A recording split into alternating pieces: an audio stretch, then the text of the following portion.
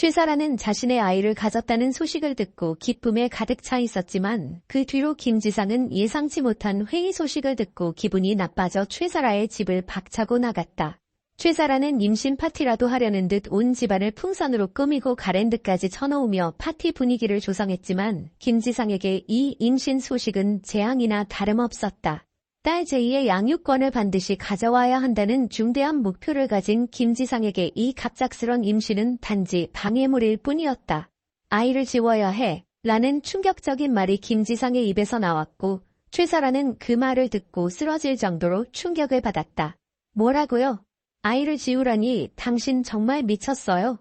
내가 그걸 지울 것 같아요. 최사라는 목소리를 높이며 반박했고 싸우고 싶지 않았던 김지상은 결국 최사라의 집을 떠났다. 최사라의 울음소리가 열린 창문 밖으로 흘러나가 퇴근하던 한유리의 귀에까지 들려왔다. 최사라가 임신을 했다고. 그런데 차 변호사님 남편은 지우라고 하고 이걸 차 변호사님께 말씀드려야 하나? 한유리는 고민에 빠졌다. 그 사이 밤새 침대에서 울던 최사라는 무언가를 결심한 듯 아침이 되자 옷을 주워 입고는 루펌으로 향했다. 저거 정말 미친 거 아냐? 여기가 어디라고 제발로 다시 찾아와. 저 뻔뻔한 최사라를 한번 혼내줘야겠어. 최사라가 차원경 변호사를 만나러 왔다는 소식이 삽시간에 루펌 전체에 퍼졌고 오 과장은 그 소식에 흥분하여 최사라를 잡아채려는 기세였다. 하지만 최사라는 그를 똑바로 쳐다보며 말했다. 저 지금 혼자 온 거 아니에요. 그러니까 제 몸에 손대지 마세요. 최사라의 말에 오 과장은 주위를 두리번거렸지만 최사라 주위에는 아무도 없었다. 아무도 배 하나 나오지 않은 최사라가 임신을 했다는 사실을 믿기 어려웠지만 유부녀인 오 과장은 최사라의 말에 그녀가 현재 임신 중이라는 것을 알아챘다. 당황한 오 과장은 말문이 막힌 채 자리로 돌아갔고 최사라는 곧바로 차원경의 방으로 직진했다. 차원경 변호사는 일하다가 최사라를 보고 놀랐지만 아무렇지 않다는 듯 물었다. 사라씨, 여긴 웬일이에요? 저한테 소송이라도 맡기실 생각이신가요? 그런 거라면 이제 의뢰인을 가려받기로 해서요. 최사라는 눈물을 글썽이며 말했다. 저 임신했어요. 차 변호사님. 차 변호사는 평정심을 유지하려 했었지만 그 말에 내심 동요하고 말았다. 사라씨, 지금 나한테 임신했다고 통보하러 온 거예요. 당신이 임신하든 말든 그건 나한테는 전혀 중요하지 않으니까 그만 돌아가요. 그러나 최사라는 애타게 차 변호사에게 매달리며 갑자기 무릎을 꿇고 눈물을 흘리기 시작했다. 차경은 임산부인 최사라의 무릎 꿇은 모습을 보고 잠시 마음이 약해져 일어나세요 라고 말하며 그녀를 일으켰습니다. 그러자 최사라는 눈물을 삼키며 차경에게 부탁합니다. 제이랑 이 아이 중 하나를 택하라고 한다면 김지상은 당연히 제이를 택할 거예요. 그러니 이 아이는 어떻게 될까요? 이 아이를 차경 변호사님이 키워주세요. 그와 동시에 임신 확인서를 차경에게 건네며 저를 이용하세요. 가정조사에서 낮은 점수 받을까봐 걱정돼서 집에 화장대 하나도 못 놓겠어요. 김지상은 제가 임신한 사실을 먼저 알리지 않을 거예요. 그러니 이 사실을 차 변호사님이 밝혀주세요. 그러나 최사라의 임신 사실을 누구보다도 제이가 알기를 원치 않았던 차경은 소송 과정 중에 임신 카드를 사용할 계획이 없었고 사라에게 단호하게 돌아가세요 라고 말합니다. 그런데 그 순간 한유리가 차경의 방에 들어왔고 최사라가 차경과 함께 있는 모습을 보고는 그녀가 임신 사실을 털어놓은 것을 알게 됩니다. 그때 한유리의 핸드폰이 울렸고 그 번호는 바로 제이의 번호였습니다. 제이야, 갑자기 무슨 일이야?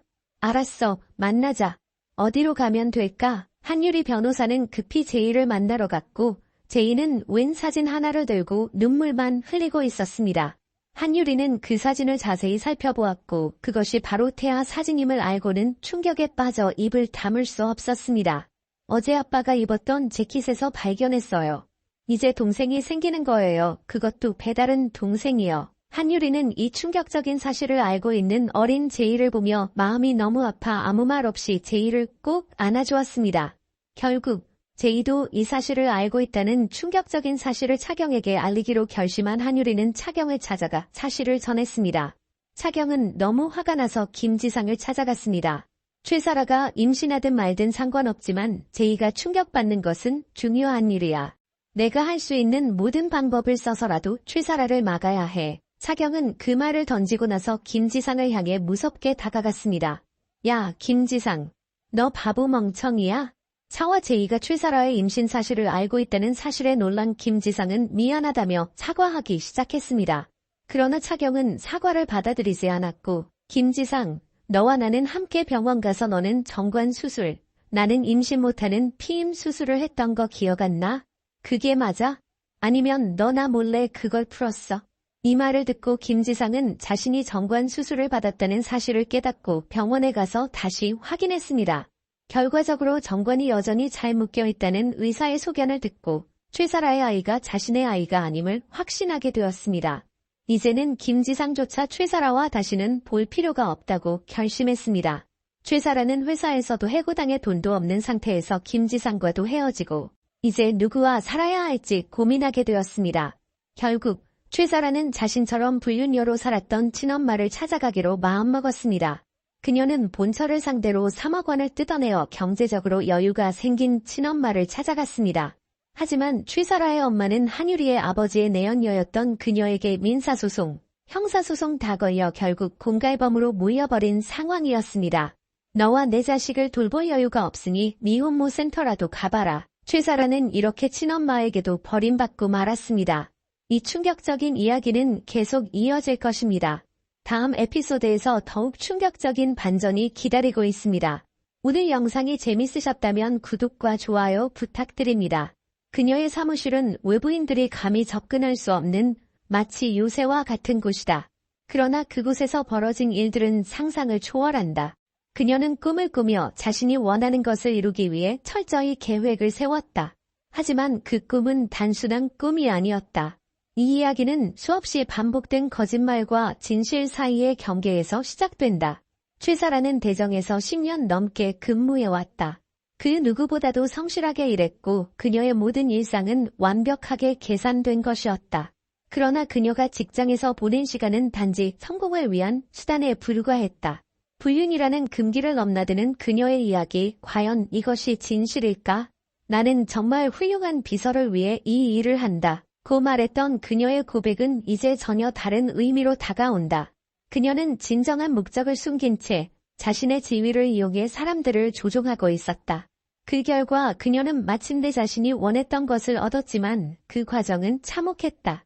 그녀는 도파민이 급상승하는 순간을 기다리며 꿈에서 깨어나 현실을 직시했다. 그 순간 그녀는 자신이 항상 꿈꿔왔던 자리에 앉아있음을 깨달았다. 이 과정에서 그녀가 희생한 것은 무엇일까? 그녀가 이룬 성공은 과연 정당한 것인가?